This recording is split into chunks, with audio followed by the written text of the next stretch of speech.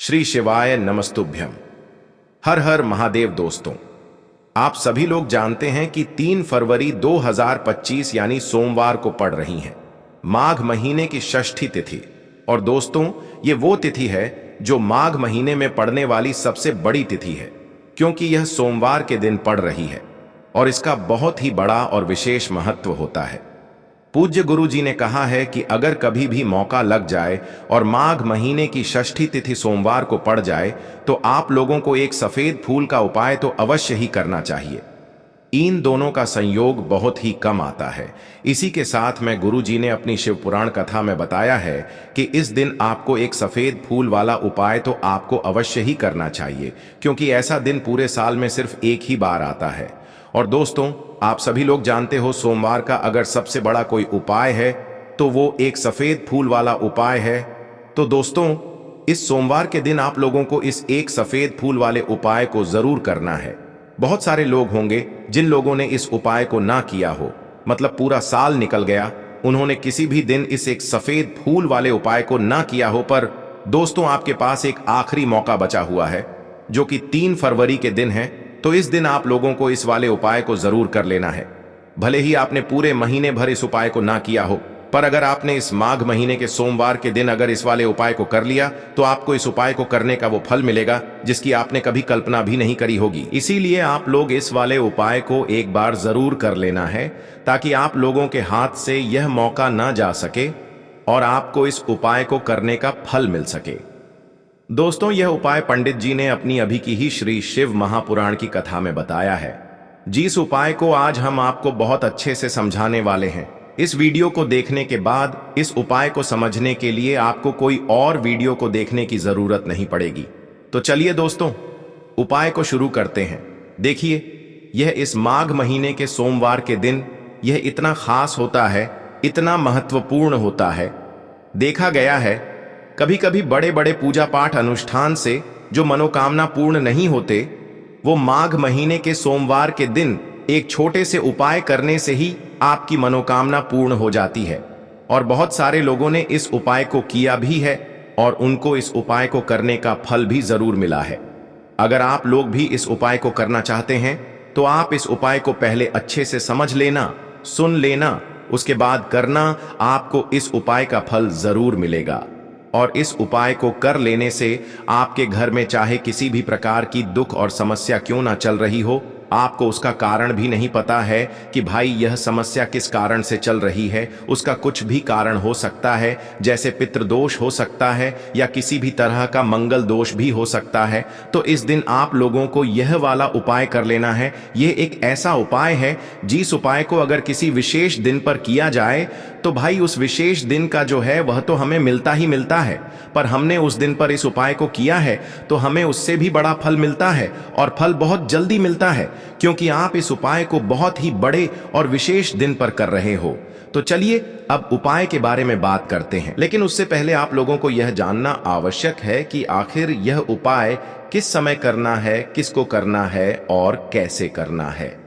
तो चलिए हम आगे आपको वीडियो में एक एक करके बता देते हैं।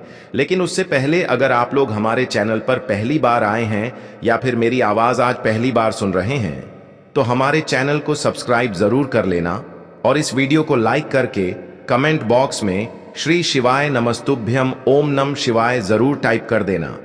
और अपने फ़ायदे के लिए, गरीबी दूर करने के लिए इस वीडियो को पूरा देख कर जाना।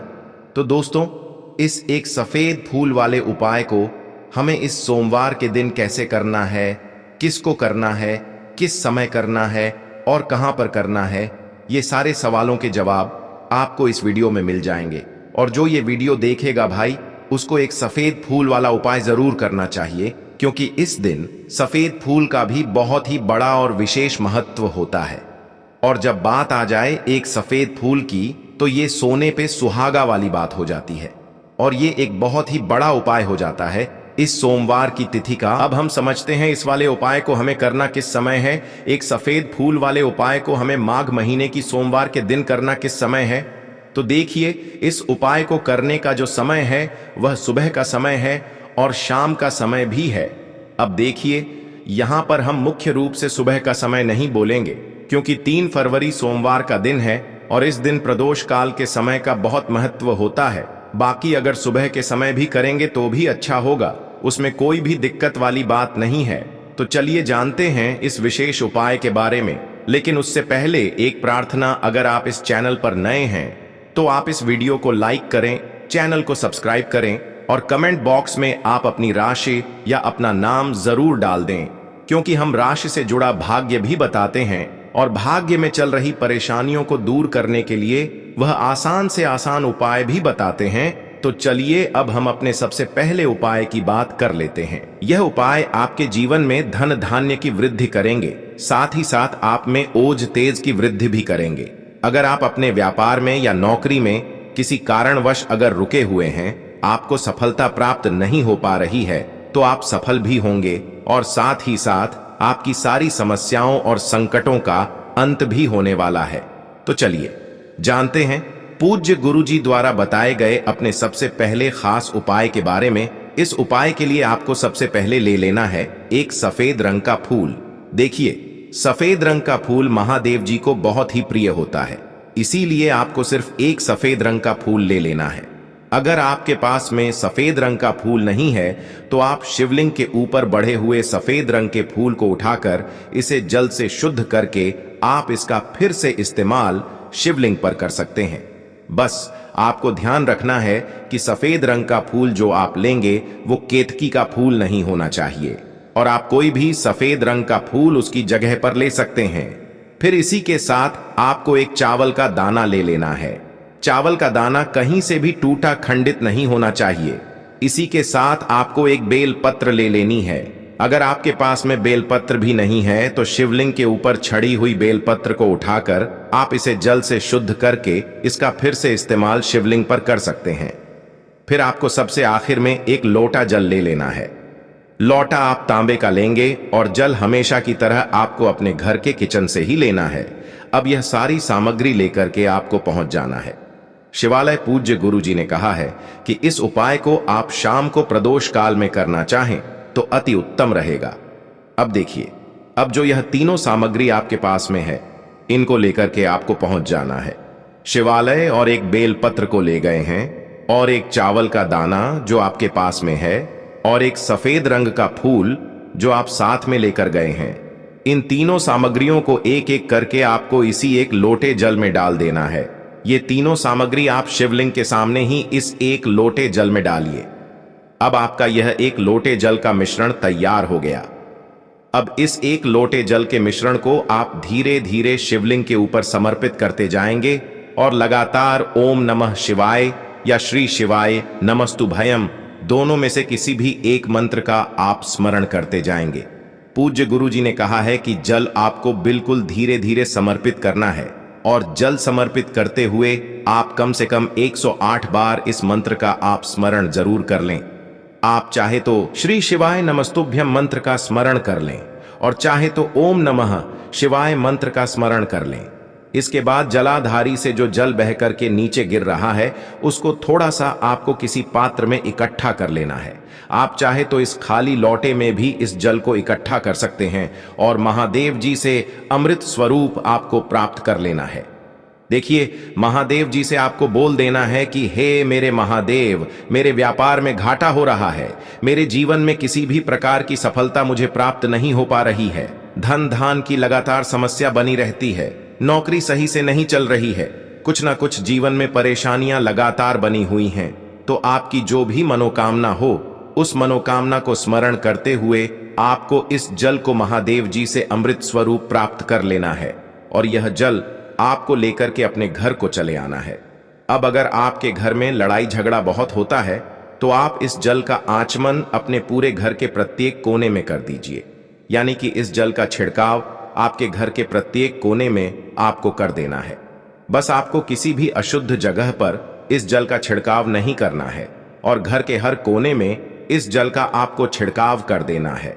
साथ ही साथ आप थोड़ा सा आचमन खुद कर लीजिएगा और घर के अन्य सदस्यों को भी इस जल का आपको आचमन करवा देना है।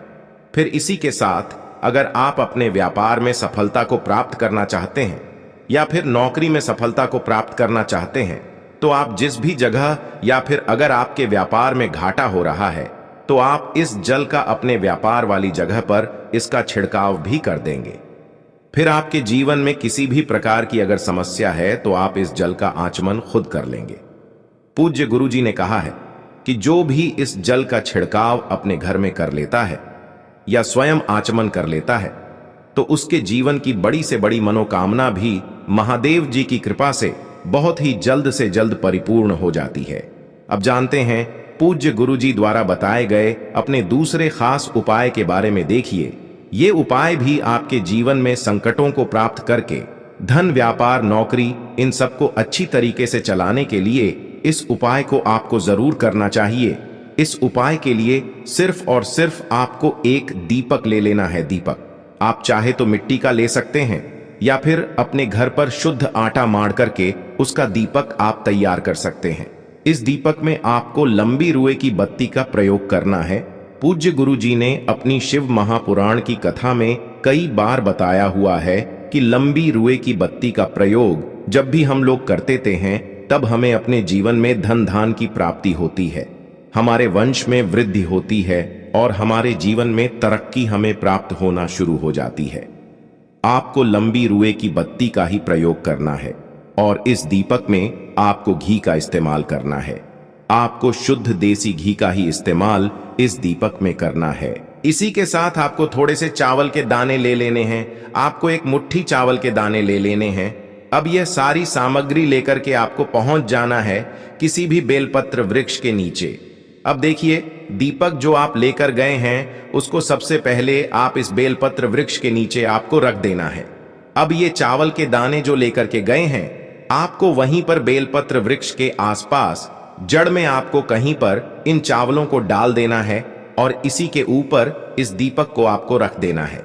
दीपक की बत्ती का जो मुख होगा वो उत्तर दिशा की तरफ होगा और उत्तर दिशा की तरफ रखते हुए आप इस दीपक को वहीं पर प्रज्वलित कर देंगे और फिर वहीं बेलपत्र वृक्ष के नीचे बैठकर कम से कम आपको 108 बार ओम नमः शिवाय या श्री शिवाय नमस्तुभ्यम दोनों में से किसी भी एक मंत्र का आपको स्मरण कर लेना है और आपके जीवन में चल रही धन धान की समस्या या व्यापार की समस्या को दूर करने के लिए आपको महादेव जी से प्रार्थना कर लेनी है। फिर वापस अपने घर को आपको चले आना है। पूज्य गुरुजी ने कहा है कि जो भी व्यक्ति इस उपाय को लगातार 5 सोमवार आपको करना पड़ेगा तभी आपको इस कार्य में सफलता प्राप्त होना शुरू होगी।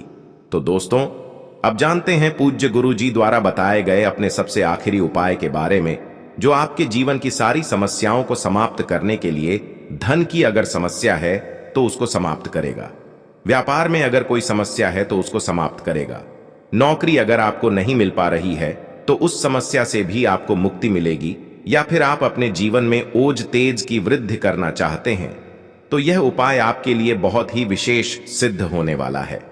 आपके जीवन की सारी समस्याओं का अंत करने के लिए इस उपाय को आप जरूर करिएगा। इस उपाय के लिए भी आपको एक लोटे जल की जरूरत पड़ेगी। एक लोटा जल आप ले लीजिएगा। लोटा आप तांबे का लीजिएगा और जल हमेशा की तरह आपको अपने घर के किचन से ही लेना है। फिर इसी के साथ आपको एक हरा साबुत मूंग का दाना ले लेना है। हरा साबुत मूंग का दाना जो होता है, जो खड़ा मूंग कहलाता है, वो आपको एक दाना ले लेना है। फिर इसी के साथ आपको एक चावल का दाना भी ले लेना है। चावल का दाना यानी कि अक्षर। फिर सबसे आखिर में आपको थोड़ा सा गुड़ ले लेना है। गुड़ आप 1 टुकड़ा या 2 टुकड़ा ले सकते हैं। अब ये सारी सामग्री लेकर के आपको पहुंच जाना है शिवालय। इस उपाय को भी आप शाम को प्रदोष काल में या उसके बाद किसी भी समय कर सकते हैं। शिवालय पहुंचने के बाद अब यह सारी सामग्री लेकर के, यानी कि एक गुड़ का टुकड़ा, एक हरा मूंग और एक चावल का दाना, इन सारी सामग्रियों को इस एक लोटे जल में आपको मिला लेना है। अब यह एक लोटे जल का जो मिश्रण तैयार हो गया है, अब शिवलिंग के सामने आपको बैठ जाना है और महादेव जी से अपनी समस्या को दूर करने के लिए सबसे पहले आपको प्रार्थना कर लेनी है। अगर आप धन धान की समस्या को दूर करना चाहते हैं तो उसके लिए प्रार्थना कर लीजिए। व्यापार की समस्या है, नौकरी की समस्या है, या घर में आपके गृह क्लेश या लड़ाई झगड़ा बहुत होता रहता है, तो उसको दूर करने की जो भी समस्या है उसको महादेव जी से एक एक करके आपको कह देना है। तो उसको दूर करने के लिए महादेव जी से प्रार्थना कर लीजिए और फिर यह एक लोटा जल आपको धीरे धीरे शिवलिंग के ऊपर समर्पित करते जाना है। समर्पित करते हुए आप कम से कम 21 बार, जितना भी आपके पास में समय मिले, आप ओम नमः शिवाय या श्री शिवाय नमस्तुभयम दोनों में से किसी भी एक मंत्र का आपको स्मरण कर लेना है। फिर थोड़ी देर वहीं शिवलिंग के सामने बैठकर महादेव जी से आपको प्रार्थना करनी है और फिर वापस अपने घर को चले आना है। पूज्य गुरु जी कहते हैं कि जो भी व्यक्ति इस उपाय को सोमवार के दिन अगर इस उपाय को कर लेता है तो उसके जीवन में ओज तेज की वृद्धि होती है, उसके जीवन के सारे संकटों का अंत होता है तथा उसको भी सुख समृद्धि और वैभव की प्राप्ति होती है। तो दोस्तों, आपको यह वीडियो कैसा लगा कृपया कमेंट करें और पंडित प्रदीप मिश्रा के नए वीडियो पाने के लिए इस चैनल को सब्सक्राइब करें। स्वस्थ रह, मस्त रह, अगले वीडियो में फिर मिलेंगे। धन्यवाद। हर हर महादेव। देखो, इस उपाय के लिए आपको लेना है एक गोल बाती का दीपक।